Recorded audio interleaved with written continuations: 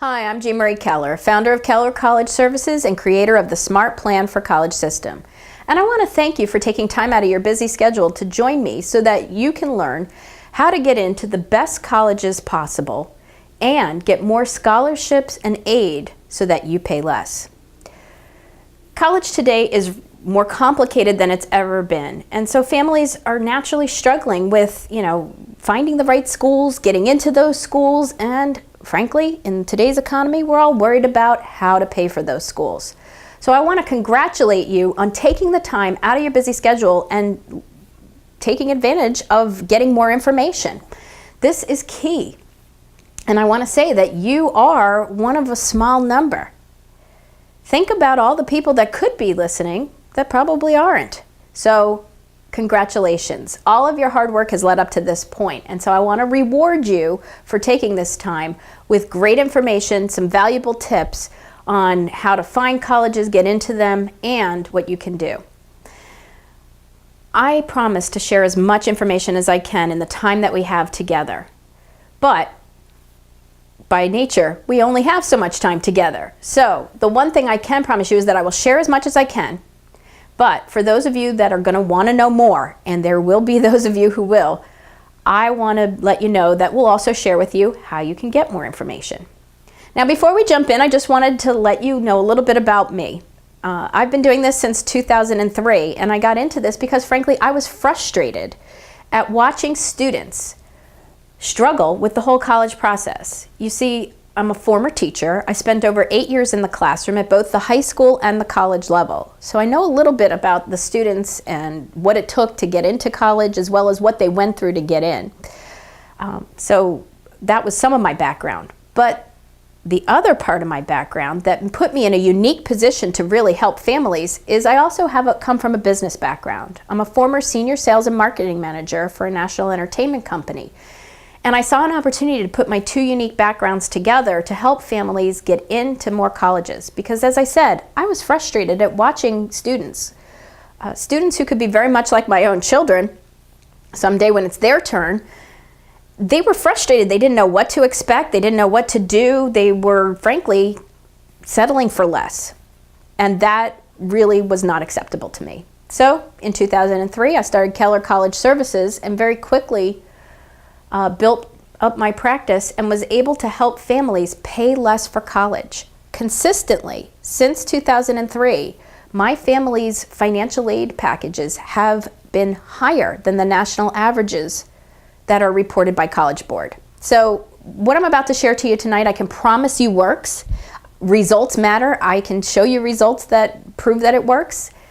But at the end of the day, you need more information. So if you're ready, I'm ready. Let's get started. So what we're going to cover tonight, a little bit about my background for those of you who don't know who I am, is that I've been doing this since 2003. I've been working with families, getting them into colleges that they love, and helping the parents save a lot of money on the bill so that they're paying far less. We're stretching their college budgets a lot farther than they would on their own, and in some instances, with some of my lower income families, we're getting them a lot more aid so that their kids can actually go to school and not have to worry about it as much. So you are in for an experience tonight. We will talk tonight, step by step, how you get these kinds of results. And at the end of this class, you're going to be able to see how your decisions affect your college options, how your college options affect the results that you get, how your message influences your choices, and how your actions affect your scholarship and aid money and how you can get the most for them. So I know that you're like so many students, right? These are your kids. This is what's great about a college education. I get jazzed about college because for kids, especially students graduating high school, the possibilities are truly endless. Not only where they can go, but what they could possibly do. When I think about students who have the possibility and the ability to do things, I'm really often quite amazed at them. Some of you are probably sitting here going, you're talking about my kid? Yeah. Maybe your child is the next Einstein. Maybe he's the next teacher who's going to have the privilege of teaching the next Einstein. Maybe your child's the next Steve Jobs. Or maybe your child's the next banker who recognizes the potential in the next Steve Jobs and is smart enough to finance the next Apple. Bottom line is, who knows where, when I look at students, what lies ahead of them, the possibilities are truly endless, and that's what's so great about college. That's what you want for your student, the opportunities. It's not a magic bullet, right? You get a college degree these days, it's not a guarantee that you're going to be successful, but we certainly know that it's a lot easier to be successful with a college degree than without one. And that is really what's important.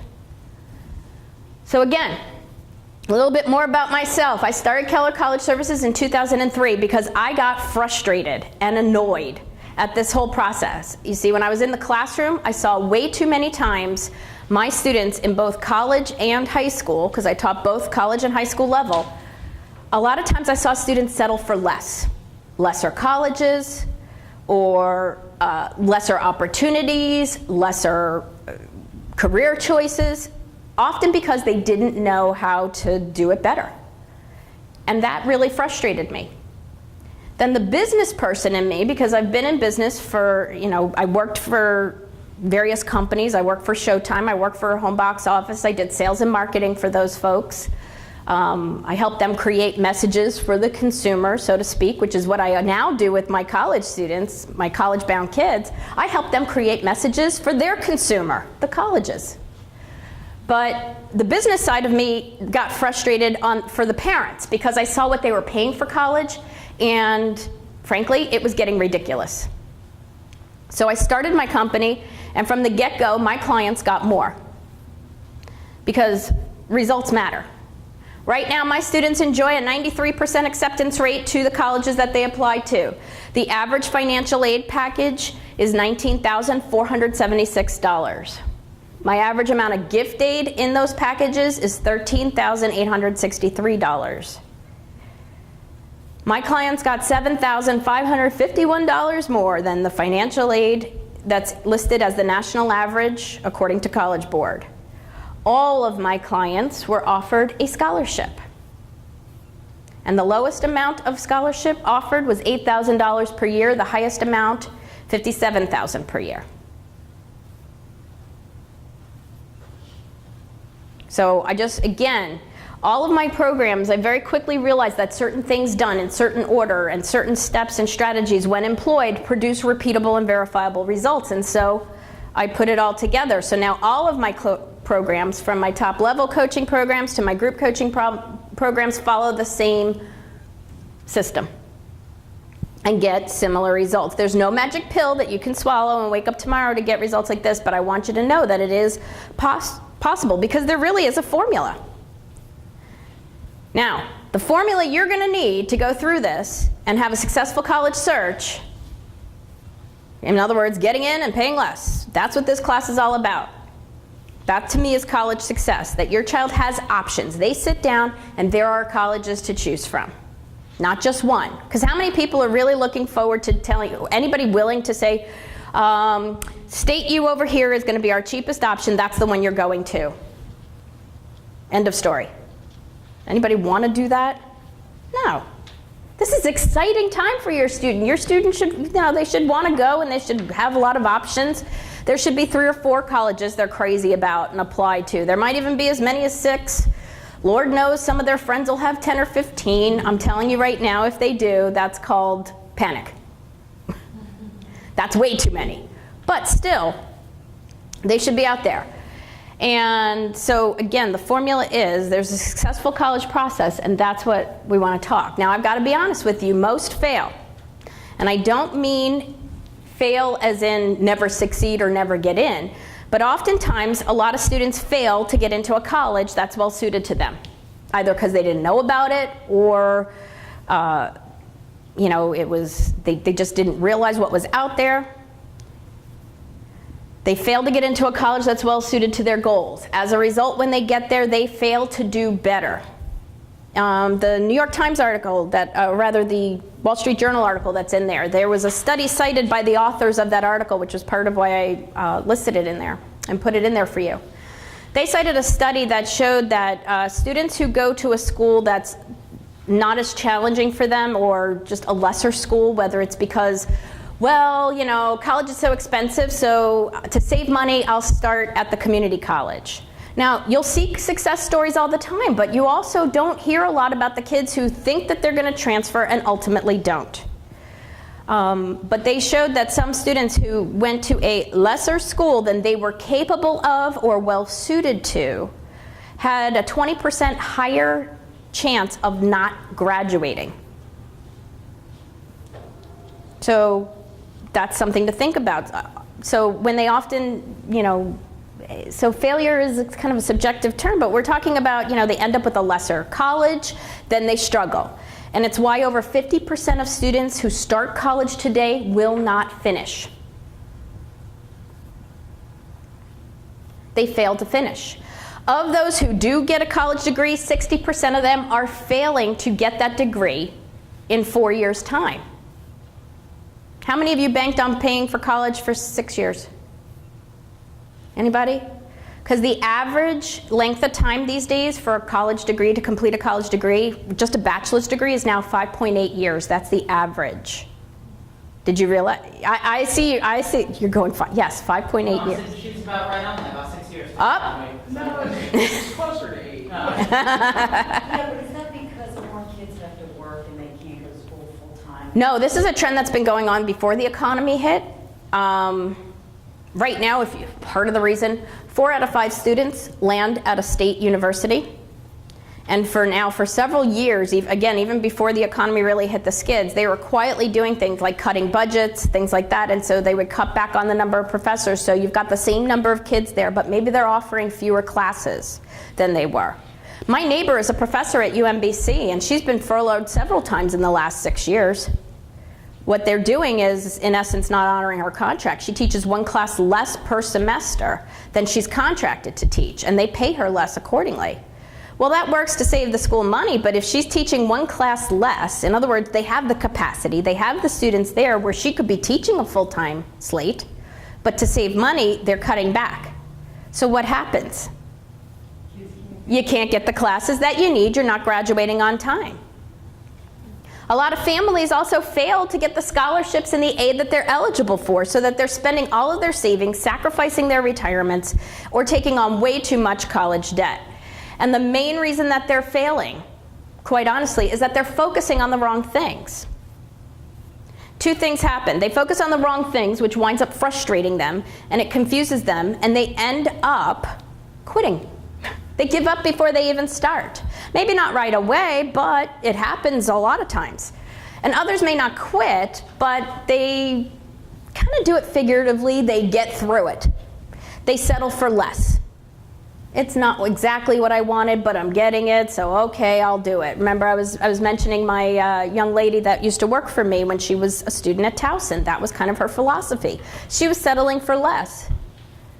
I mean, at the end of the day, was she an accountant? Yes. And would she say probably at the end of the day that it was worth it? Yes. But I can tell you, she was not thrilled during the time that she was there. She was getting through it when she could have had a much better experiences and still got the same end result. So I'm here to tell you that no matter what your situation, the family that hasn't saved for college, the one that has saved for college, but it's not as much as you had hoped for, and of course I often have families that, you know, paying for college is not the main concern. No matter what your situation, there's money out there. And that's what we're going to cover tonight. What you need to focus on to get that. And when we find the right colleges, let me tell you, the money always follows. A good fit for your student, the money will follow. Because the reality is, money isn't the most important thing. But it touches everything that is. So getting more scholarships and more aid money makes a difference. Colleges know this. It's why they offer scholarships in the first place. Does anybody realize that there's actually 2 purposes for scholarships and aid these days? One is to help you pay the bill. What's the other reason why colleges offer this money? To get you to come there. I liken it to money pom-poms, which someday I am going to create a pair. I need to, I have to make my money pom-poms, because if you're starting to get a sense of what kind of teacher I was, I always had props, stuff like that.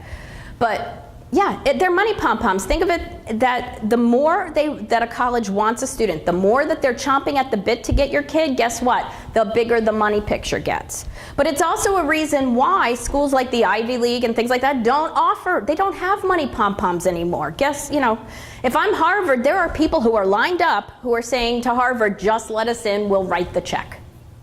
And Harvard knows this, so Harvard doesn't have to offer money pom-poms. But there are hundreds, if not thousands of colleges, because there's over 4,000 colleges out there, that do. There's colleges that don't have them lined up saying, let us in, So to attract the kids that they want, they also use financial aid as money pom-poms. Wave it around, say, hey, come on in. And when I got clicked into that and realized what works, each year my clients have saved more. So it started out from the get-go, but each year my family's aid packages have always been consistently above the national average. So bottom line is, no more chasing your tail. I want you to figure out, you're going to know exactly what to do, because it's all about having a plan. And it really is simple. We just make it complicated. Anybody good at that? My husband's brilliant at it. He's wonderful at making things more complicated. Don't ask him. But we complicate it by not making the decision to focus on the right things. So it's really as simple as you've got to figure out your position, where to focus your efforts, and to take the right actions. So it really is about positioning, focus, and action. Those are the three things. That's the three main principles that you'll need. And you'll notice this is a good opportunity for me to take a moment and call your attention to my lovely handout here. I have kind of tried to jumpstart some of the things that you might take notes on to try and make it a little easier for you. So you'll see that there's plenty of room for notes here, here, and here. There is an orange sheet in there that's a class evaluation form or workshop evaluation form. If you could do me a favor and be sure to turn that in before you go, I just wanted to call your attention to that. There's plenty of room for notes throughout, so I want you taking lots of notes, but it is all about a plan. If you want to be successful, you need to go through the college game, and this is the place to be. So I promise you I will share with you as much as I can in the time that we have, but we've only got a little bit, we've got about 65 more minutes together, so. All right, apparently there it goes. All right. So are you ready to play the college game? Because college is a game. You need to know the first step in knowing that this is a game is the fact that colleges set the rules. You get to learn the rules of this game as you play it. How many of you have won at a game when you didn't know the rules? And playing Keno down at the shore does not count. Because I won money there. I still to this day have no idea what I did to win money. Happened once. Never did. Okay. We're going to talk about all you need to know the college game, because this is not a plan, but this is often what most families have. This is from Zitz. I met with my guidance counselor today. I think I'll major in music for college. That way I can totally justify playing in a band while racking up $100,000 in student loans and graduating with minimal marketable skills. Well, at least he has a plan. It could use a little tweaking.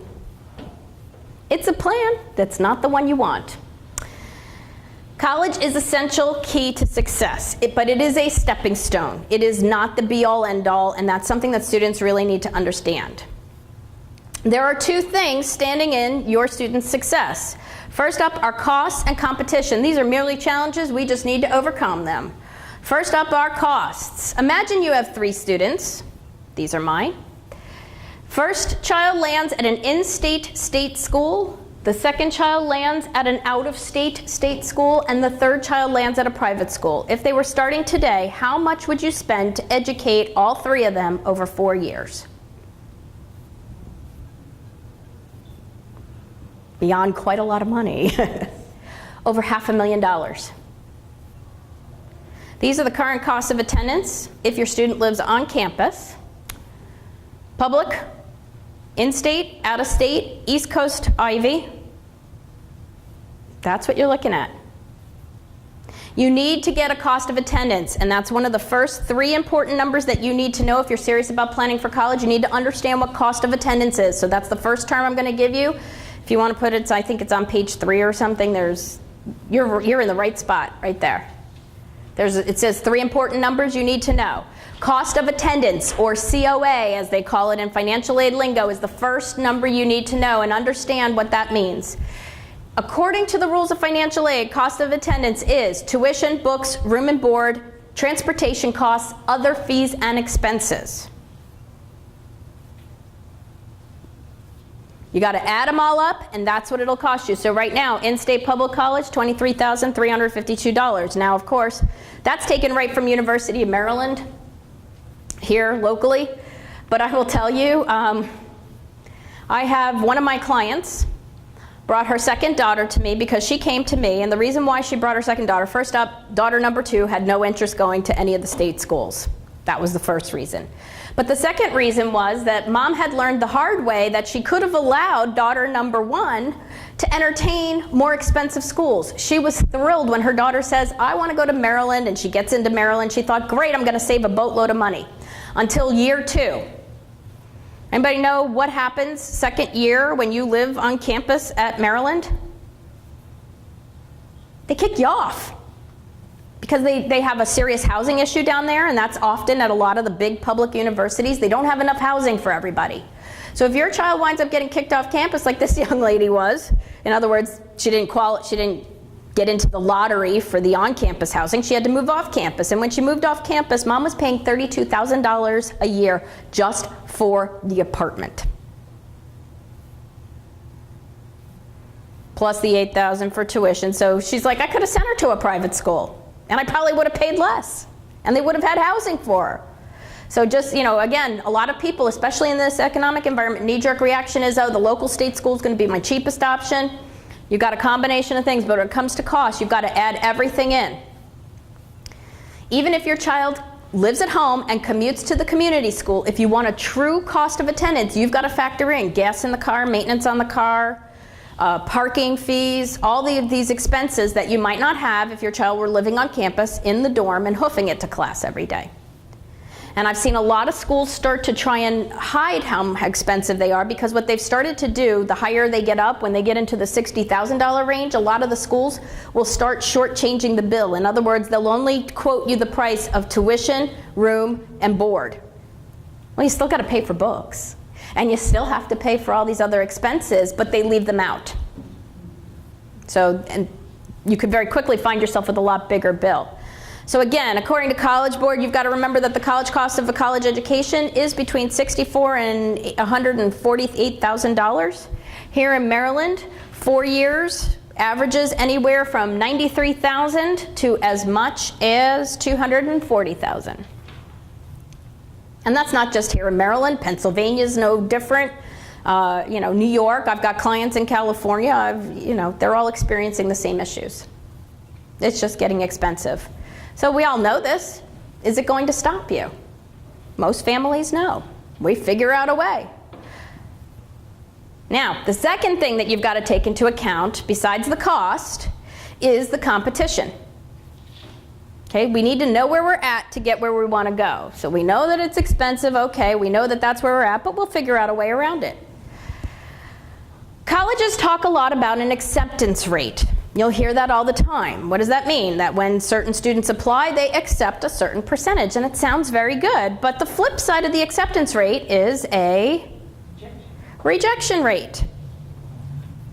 Does anybody here have students who are thinking about highly selective schools? Okay, I've got a few. Ivy type, that sort of thing. Right now, the average acceptance rate across the 8 Ivies is 12%. Harvard's acceptance rate right now is 7%. Stanford is at 7%. It's not just the Ivies. They've gotten a lot more, So if Harvard's acceptance rate is 7%, what does that mean? It means that they're rejecting 93% of the kids who apply. Princeton's current acceptance rate is at 9%, which means, again, that they're rejecting 91% of the kids who apply. But it's not just the Ivies. State University of New York at Purchase has an acceptance rate of 30%, which means they're rejecting 70% of the kids who apply. UCLA has an acceptance rate of 26%. City University of New York is at 25%. College of the Ozarks is at 10%. Okay, so We need to be prepared. Bottom line is, though, the more students that are coming through the door, the more competition there is to get in. That means more students get rejected. The best way I can explain it is how I've seen it happen here in Maryland. When I started doing this in 2003, Maryland was accepting 60% of the people who applied and rejecting 40%. If you fast forward to today, they are accepting 40% and they are rejecting 60%. So, how do you get the best results? You need a plan, but not just any plan. Okay? You need a smart plan, one that takes into account, you've got to be thinking about admissions along with financial aid at the same time. If you don't, you leave money on the table. The two have got to be done in conjunction. If you focus only on the admissions stuff, you will blow right by. In other words, you will get, remember the exercise from before, you get caught unprepared for the financial aid piece because you don't start thinking about it until it's time to apply. And if you do that, it's way too late. If you focus only on the financial side, you're going to miss important steps in the admissions process, and maybe you're answering the wrong questions, making a mistake on an application, which can mean the difference between getting in or not, or more importantly, getting money, and often how much money. So, this is exactly these are the steps, okay? So, remember I talked about the 3 principles is you've got a position, focus, and action. Now, when I ask families about their college plan, almost everybody will tell me, well, we're going to get out there and visit colleges, and then, little Johnny's going to apply to colleges, and of course we'll interview, and he's got to take his SATs. They're talking about this 3rd step, the 3rd piece of the puzzle, which is the action step. You got to start here, and a lot of families don't. You've got positioning, focus, action. Positioning is all about getting clarity. Clarity in my goals, values, what I want from college, what I'm going to college for. The more clarity that you can have, and sometimes the only clarity a student often has is the fact that they know they want to go to college, and that's okay. As long as that hurdle's cleared, we can deal with the rest of it. But if they are iffy or not 100% decided about it, that's something to think about. But once your child has that clarity that yes, they know to go to college, we'll get the rest of it to figure it out. But the clearer they can be, because often when you don't take action, when you don't do things, it's because you don't know what to do. It's often because of a lack of clarity. And I meet students all the time. I have parents coming in frustrated saying, he's not doing anything. I know it's important and he's not doing anything. And I'm asking him, well, do you know what you need to do? And he's going, and the student's sitting there saying, no. Because we make this assumption, hey, it's time to look for colleges, and we just say, let's go look for colleges, and we kind of assume they know what to do, and the reality is they've never done it before. But the clearer they can be, you need to be clear on what colleges are looking for, finances, expected to pay, that's all the positioning pieces. Once you do that, then you can focus. Once I know what I want to do, what my major might be, things like that, I'm better able to focus on better colleges for my goals. So I can focus on the right colleges. I focus on getting things done. I focus on communicating. I'm focusing on colleges that have what I need academically, socially, financially. And then the 3rd step, of course, is taking action. You've got to close the deal with the schools. You've got to get out there and visit them, do your applications, the interviews, testing. All of these things add up. Financial aid paperwork, all of it adds up. But most families focus on the 3rd step, and they kind of gloss over the 2nd steps, and that's why when you hear about seniors who are struggling with essays, I didn't spend a lot of time because all the college essay asks about is, what do you want to do? What are your values? They're asking these questions about themselves, and when they haven't given enough thought to it, they struggle with it. When you position well, you focus on the right things, it makes the implementing that action phase so much easier, and that's where the money comes in. So, what students should be doing? Let's get them jump-started on some of this. The first question they need to figure out is, how will they stand out? Does anybody know how many high schools are out there? Too many. Over 36,000 high schools. So that means there's 36,000 valedictorians. There's 36,000 salutatorians. 360,000 students out there who will graduate in the top 10 of their high school class. Let's just start doing the math. You want to do the top 20, the top 30, the top 40? Grades, activities, SAT scores, they are a great start, but they're not enough. You've got to connect the dots for the colleges. Why they want you there, not why you want to go there. This is key. Students often focus so much, everything that they talk about in this whole process is why they want to go to a particular college, but the question they really need to be answering for the school is why the college would want them there. So some standout strategies for students. First up, secret number one is take the most challenging classes possible. So you've got to ask yourself, when you're looking at your course selection, your activities, just about anything high school related, does this help my chances to get into college? Does it hurt my chances to get in? Or, frankly, does it do not much of anything? APs are considered college-level classes and look good to the schools.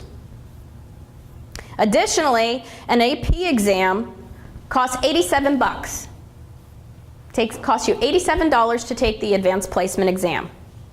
And many colleges grant 3 to 4 credits if your child achieves a score of often 3 or 4 or higher. Depending on the score your student receives, they could get 3 to 4 college credits out of that for $87. Considering that the average cost per credit hour is averaging around $844, that's a really good deal, don't you think? So placing out of introductory classes thanks to an $87 test is a really good way to save some money too.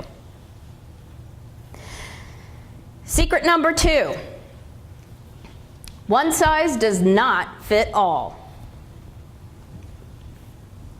Colleges that are great for your cousin, your best friend, may not be the best place for you. I often ask students, if a student has a learning disability, does that mean that the biggest school, a big school is great for them? Well, maybe not if they've got a program. But it's important. A lot of kids go where their friends, or they look where their friends are, and what might be a great school for your friend may not be the best school for you.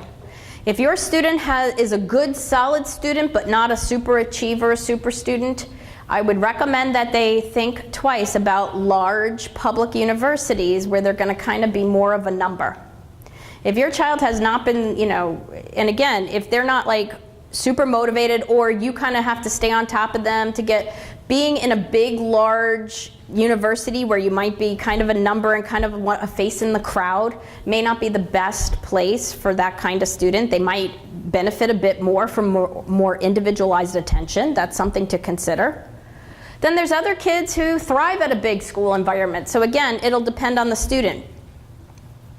Now, the third step, this is the gold. Identifying your value and connecting the dots for the admissions folks is what makes it easy for them to say, yes, we need you on our campus. You want to leave nothing to the imagination of the admissions office and hope they get it. And that's easier said than done. But if I'm an admissions officer and I have to choose between you and another student, why would I choose you? You want to make it crystal clear. Don't leave it up to them to figure it out. Now, when you pull a lot of these things together, it works like a charm. This is one of the students. This young man had a 2.5 GPA. Now, there was a solid reason for it. He had had a serious illness late in his freshman year, and it carried over to the beginning of his sophomore year. And so he kind of had created a bit of a hole that he spent the rest of his high school career digging himself out of. But in this instance, he had applied to Indiana University, Purdue University, and Indianapolis. They have a joint program there. State school, he was denied admission. Why? Because state schools, by and large, admit by GPA, SAT score. You make the cut, you don't. 2.5 GPA just didn't make their cut. He never even probably got looked at there. Franklin College, on the other hand, not only accepted him, he also received a total financial aid award, so of over $18,000, and it wasn't all loaned. So, even with a 2.5, it is possible to get scholarships, but a big piece of it was we created the story, we created the message, and he delivered it beautifully to the schools. Now, he also, the admissions people looked at him, he was kind of on an upward trajectory, he was doing much better, and all that other stuff. But still, if they had never gotten past that GPA, they would have never seen what a great kid he really was. And once he got them to look at him, he was able to convince them. Here's another student. There we go. This young lady was super student. But she is the critical thing for applying to enough schools, because originally she was only going to apply to Brown, Wesleyan, and Princeton. And had she followed that trajectory, guess what? She would have been homeless. But we encouraged her to apply to some other schools, and these were the results. McAllister College, which was a great school, after all money was awarded, family would have had to pay $31,415. Knox College, on the other hand, after all the financial aid was awarded, would have had to pay $13,302. This was a school, this young lady, this school wants to be where these schools are. And she's the kind of kid that helps them get there. So what do? They wave money pom-poms at her. Significant amount of scholarship. She got $16,800 in scholarship, $1,100. The main reason, there's a lot more kids that look like her at McAllister than there were at Knox. Now, this also had to be a good fit for what she wanted to do, and it was. So it's not just a case of, oh, we can just apply to any old school and they'll, no. But this was a great school for her major. They had this school was not as competitive to get into as the rest of them, but in terms of the major, it was one of the top schools for that major. So that was big. Here's another student. In this case, it was two students, same college. One was my client, one was her best friend. The good news is both families are going to save money. $11,000 a year over 4 years, that means that's $44,000 that her parents don't have to pay. $6,000 a year over 4 years, that's still $24,000 in both instances.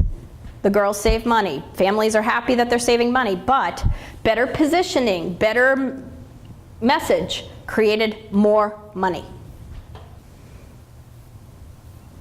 Now, what parents should be doing? All right. First up, you need to understand how financial aid works. Okay? Because right now the colleges have control over all of this. They're the ones that are going to tell you how much they charge. They're the ones that are going to tell you how much they think you can pay. Did you realize that they're going to tell you? They're going to look at your income, your assets, all that information when you file the financial aid paperwork. They're going to apply a formula that's going to come back out, and they're going to tell you, oh great, we think based on what we see that you can pay this much. And very often I have families that are looking at that going, yeah, that may be what the formula says, but that's not what I can pay. And that's one of the first things. This is why you need to know how it works, because let's say the college says that you can pay, and I'm just going to make up a number. Let's say your family contribution comes out at $25,000 a year. But you feel that probably realistically you could manage $12,000 or $15,000 a year. You've now got a gap. You've got to figure out how to shrink. Because the college is telling you can pay 25, and you're saying, nope, think I can pay around 12 or 15. That's a gap that you're going to have to somehow close up. Because the colleges think they're going to say 25 unless you do something. So you can't wait until you file for financial aid to find out that they're going to tell you this number, you're thinking this number, and now you have a gap, but guess what? It's time to file for financial aid, and there's no proactive steps you can take to close that gap. So you need to be thinking about that ahead of time. Okay? You want to be thinking proactively, because imagine going through all the trouble to find great colleges and then you don't get in. Or you find the colleges that you want, but they don't give you, they present you a bill that's just higher than you can responsibly afford. We don't want that. So understand too, when it comes to financial aid, there are 3 forms that can be required by the schools. Every college will require the free application for federal student aid. That's the FAFSA. The second form that they can require, about 800 schools required, it's called the CSS profile. And then some schools have their own financial aid applications. Colleges can require, well, everyone will require at least 1. Some will have 2. Some may even have 3. You need to know what forms and take it from there. But remember, they're going to dictate to you what they think you can pay, how much, if any, financial aid they will give you, They hold all the cards right now. You can accept this and pay, or you can take back control. So the first key is learning how it all works. Now, out of all those numbers that the colleges are going to tell you, the single most important number that you need to know if you're serious about planning for college is the expected family contribution, which is how much will we be expected to pay. You need to know, am I a total need family, meaning that what the colleges expect you to pay is so low that you are eligible for as much financial aid as the schools are willing to offer. Again, that's fine, but the strategies you'll need in that situation will be different than a family that's a some need family, which is about 80% of the families out there. Their expected family contribution is going to be somewhere that, depending on how much the school is, will determine whether or not they even have financial aid need. And then there's some families that are no need, meaning their income, assets, what have you, are so high that the colleges believe they can pay the entire bill. But that doesn't mean that they can't save. It just means, again, that the strategies they need are different. I'll give you an example. One of my clients, mom was an investment banker, dad was a lawyer. They had an adjusted gross income of well over $450,000 and over $3 million in assets. They still save $15,000 per year on their child's college education. But that's because in their son's situation, because of their income, they weren't looking at colleges based on their finances. They were based on it. They had to look for scholarships and financial aid that would be offered based on the qualities of their student. Merit scholarships. There's two types of financial aid out there. Okay? There is need-based financial aid, and we'll get to how they come up with that number in just a moment. But there is also merit-based financial aid that's out there, based on the qualities of your student. That's where athletic scholarships come into play, music, academic, could be for community service. There can be any number of reasons that a college will wave money pom-poms at your child. You need to identify where you are at so that you can employ the appropriate strategies to get where you want to go. Just because they tell you you can pay something doesn't mean you have to pay it. So the strategies that a no-need family can use are completely different than those that a some-need or no-need family. But they can save money, and they do. So here's the formula in a nutshell. The colleges will tell you what they charge to attend. That's the COA. They will subtract what they think you can pay, your EFC. And if this number is lower than this number, you have need. If this number is higher than the top number, then you don't have financial aid need. But again, remember that it doesn't mean that you won't save money. You just got to do things a little differently. Understanding how the formula works is key to getting more money, because different things affect how much financial aid you're going to be eligible for. So knowing how the formulas work before you can apply allows you to legally, ethically organize your finances, if that's possible, to increase your eligibility for scholarships and financial aid. The second strategy for parents is focusing time and energy. In other words, once I know my situation, if I'm a no need, some need, all need, now I can focus my time on energy that have colleges what I need, that have what they need, the programs that I want, and the money that I need to help pay the bill. If your student is telling me that he or she wants to be an engineer, great. We need to focus on colleges that can make that happen. If your student's saying they want to be a nurse, we need to focus on colleges that can make that happen. Not every school has a nursing program. Now, there's different ways we can get there, but again, knowing the different routes to becoming a nurse helps you make college choices.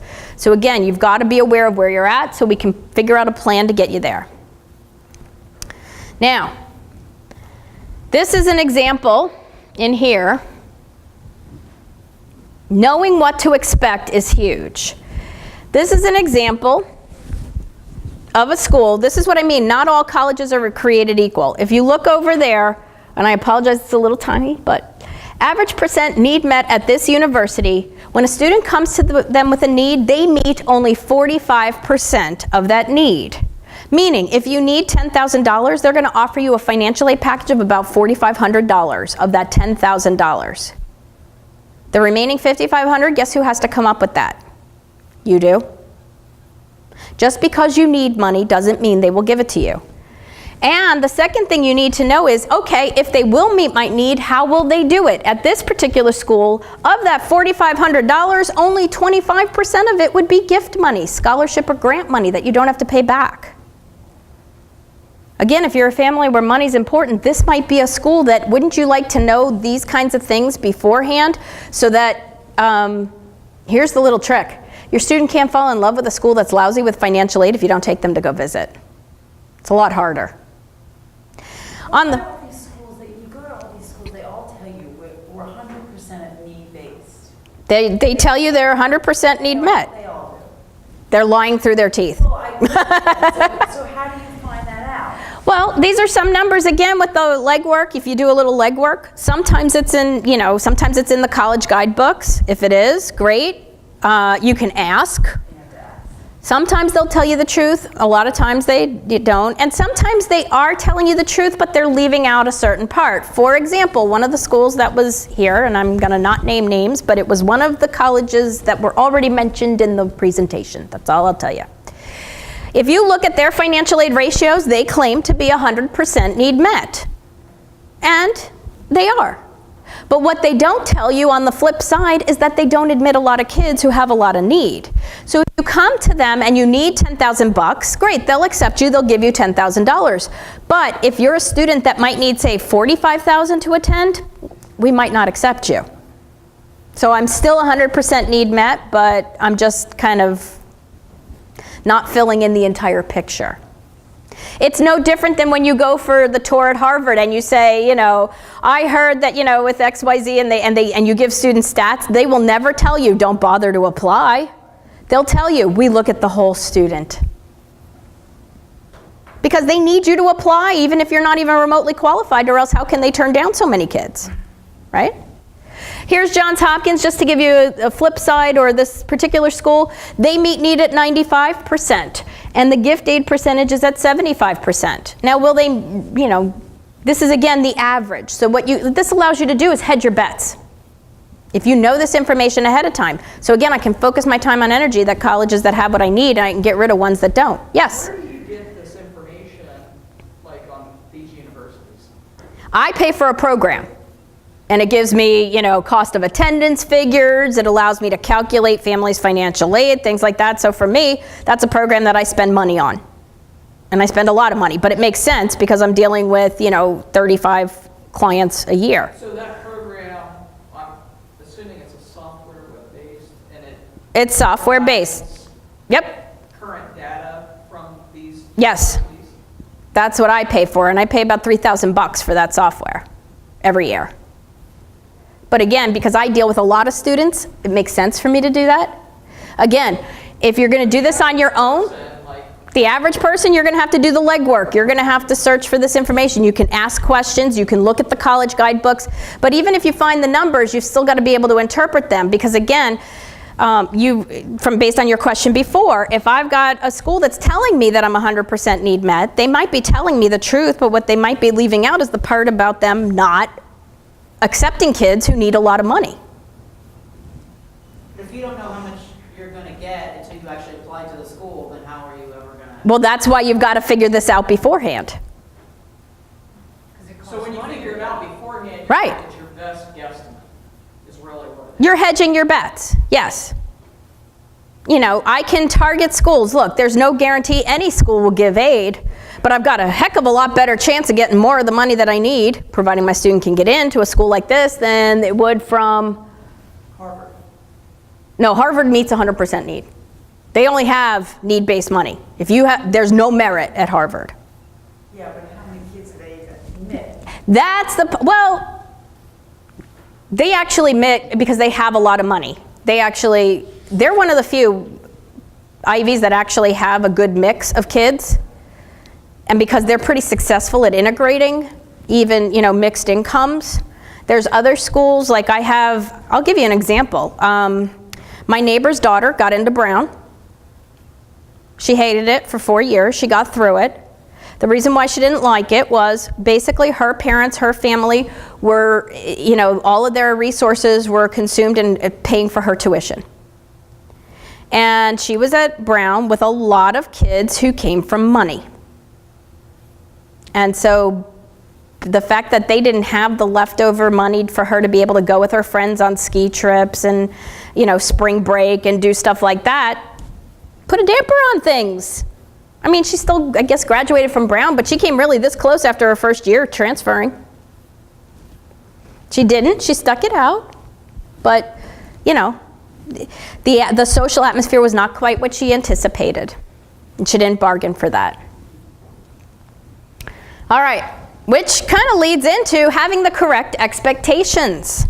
Go through this process as if you need the money, even if you don't, or you will leave money on the table. The most expensive mistakes that families make when it comes to scholarships and financial aid is giving up before they ever start. I'm never going to get anything, so why bother? Well, if that's your attitude, guess what? It's going to happen. It's going to be a self-fulfilling prophecy. Of course you're not going to get anything. This is a huge mistake because 90% of all financial aid, including merit money, is tied to the financial aid forms.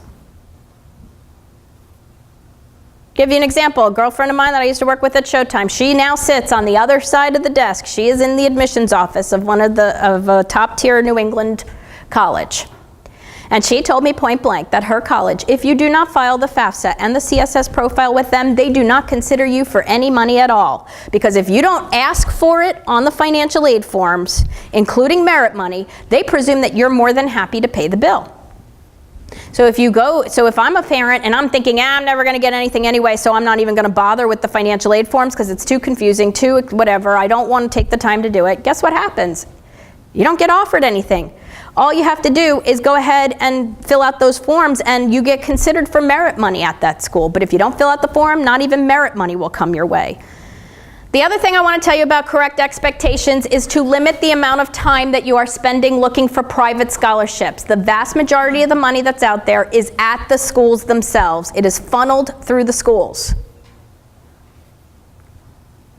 Because you will hear, I have gone to financial aid nights and they bring in a local, financial aid. I went to a financial aid night about 4 or 5 months ago, and they brought in a local financial aid officer from one of the colleges, and this person went on for a good 20 minutes about private scholarships and how there was this one young lady this year who had just gotten a lot of them, and she said, that was so wonderful, what did you do? How did you get all these private scholarships? This young lady said that she had spent about 40, 50 hours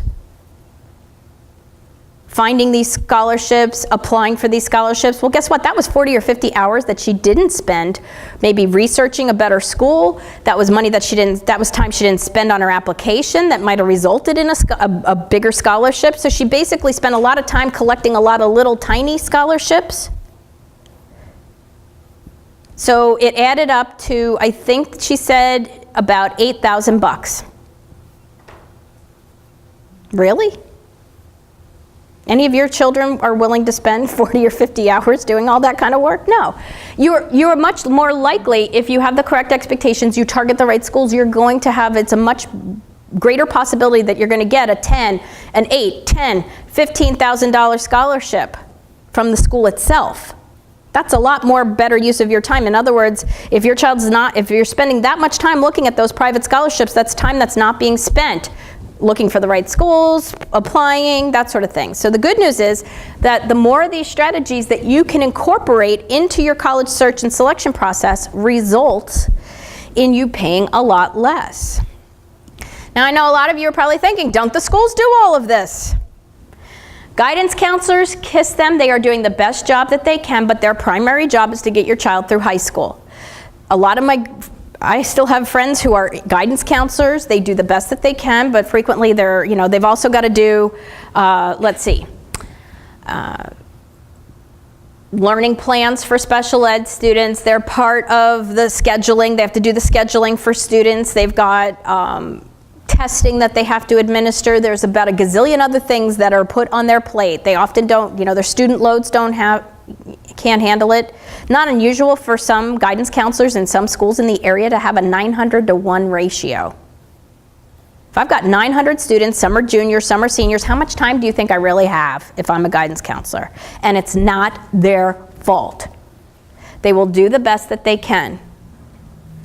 But Even if they're willing to help on the admission side, far too many of them don't really get the financial aid side. They don't want to touch it with a 10-foot pole, and I don't blame them because it's more confusing, and it's also just, you know, I've barely got time to help you with admissions. They're not going to be thinking about the money piece of it too all the time. College financial aid officers. Anybody go to the IRS to do their taxes? Why not? It's free. Do you get all the deductions that you're entitled to? No. Are you going to get all the money back that you should? Probably not. Yes, it's free, but you're not going to get the results that you want. Same idea with the financial aid officer. Going to the financial aid officers will say, we'll help you with that, but their main job is to get as many students processed as possible. The other thing about colleges is that their current frame of reference is how little do I have to offer you to get you to come to my school. That's all they're thinking. Their job is to get as many kids through the process. Their job is to spread the money around, not make sure that your child gets every dime that they're entitled to. And again, nothing wrong with that, but you need to know that. So when it comes to financial aid officers, you've got to be remembering a few things. First up, how little do I have to offer you to get you to come to our school? That's their frame of reference. That's the point they're coming at it. Some are under pressure to leverage your student's financial aid package. Again, that's why they'll give you an initial offer. It may not be the best one because they're hoping that you'll do this. Well, I guess that's all we're going to get. Sign off on it, boom, be done.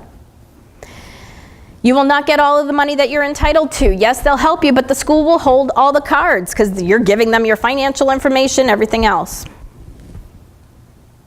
It is what it is. Some people ask about their financial advisors or accountants. They are great at helping you plan, build your wealth, okay? Financial advisors are great at helping families build their wealth and their college savings. But then once they've helped you save that money, they don't always know how to help you stretch it. In other words, how do I take that money and make it last as long as possible? Accountants are great at helping. Their primary purpose is to help you save on taxes. This is no different. If you go to your family doctor tomorrow and they tell you you've got high cholesterol and we're going to treat it with drugs and we're going to treat it with exercise. Do you go to your family doctor's office every day to exercise? No, you're going to go to a gym. Why? Because they specialize in helping you exercise, or a physical therapist or somebody like that. You're going to go to a dietitian to help you with the diet and get it under control. Specializations.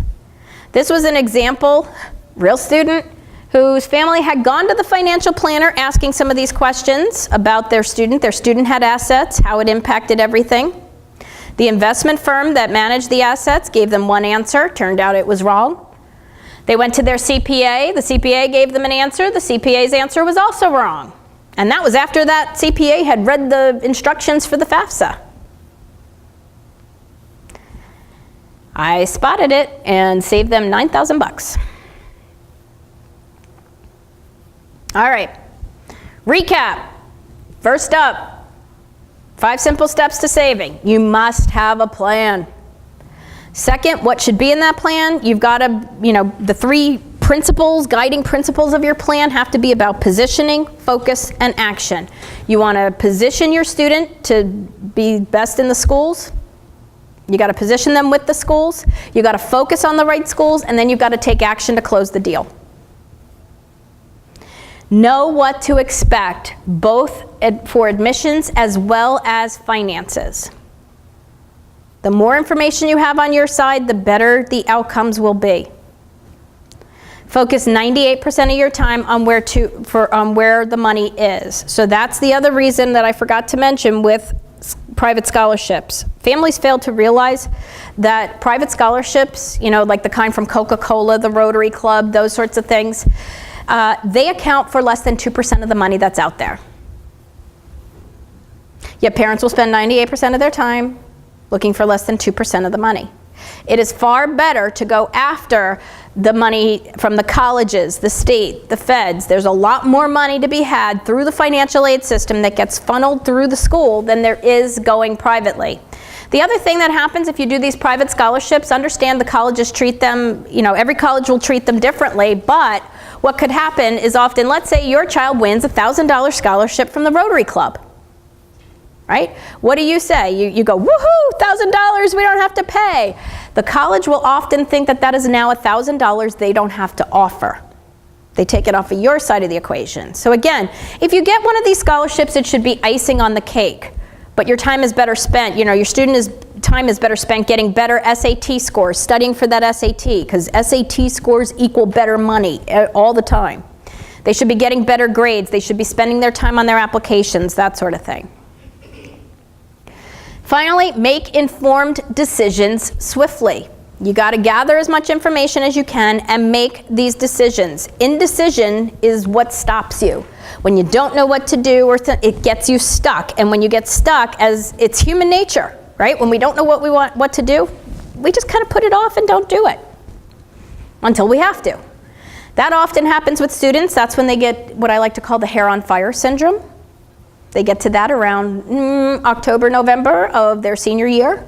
Because they put it off. I got plenty of time to do this. I'm going to put it off. I got plenty of time to do this. So they put it off, and then they can't put it off any longer. And then they go, I got to get it done. And then they make your life so happy for the holidays. It's wonderful. Avoid it. Better to have a pace and not a race. So, results, again, matter. From the beginning, my clients get more.